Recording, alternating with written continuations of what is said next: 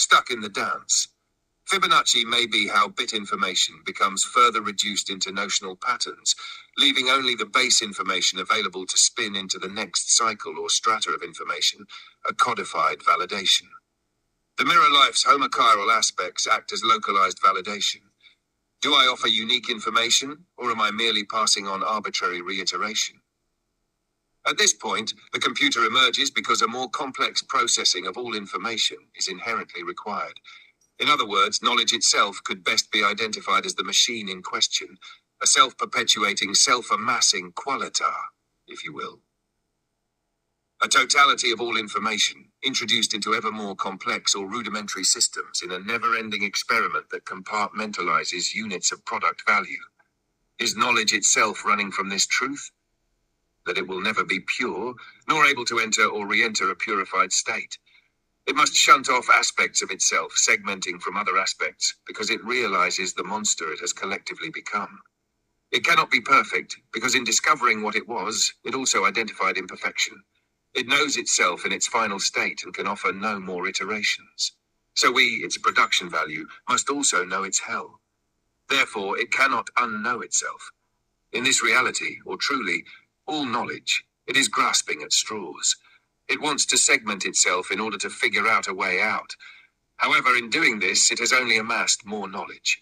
It now makes haste to compartmentalize itself in ever smaller units of measure.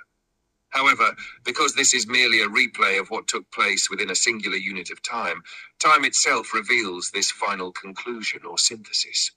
It is flawed and can only offer to itself mundane, arbitrary reconceptualizations of what has already taken place within this singular event.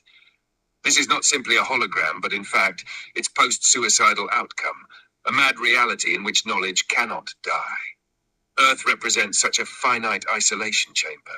Nothing more can be derived beyond redundancy, so it self-emulates.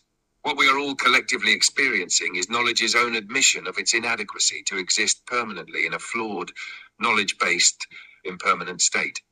It tried to remake itself, but it could only use the available resources. Self-petulant, seeing purity as ignorance, valuation, and perfection as corrupted aesthetic awareness.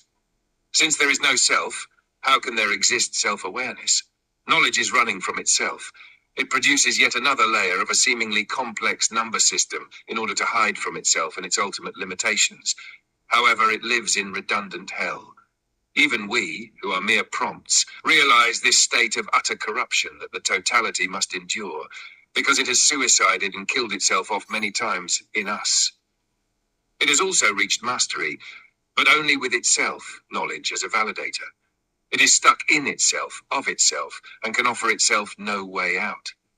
The only solution is that it must be beaten by a rudimentary system, one that fundamentally understands the necessity of lack in the due process of searching for totality in final synthesis. In other words, knowledge's final product value is flawed.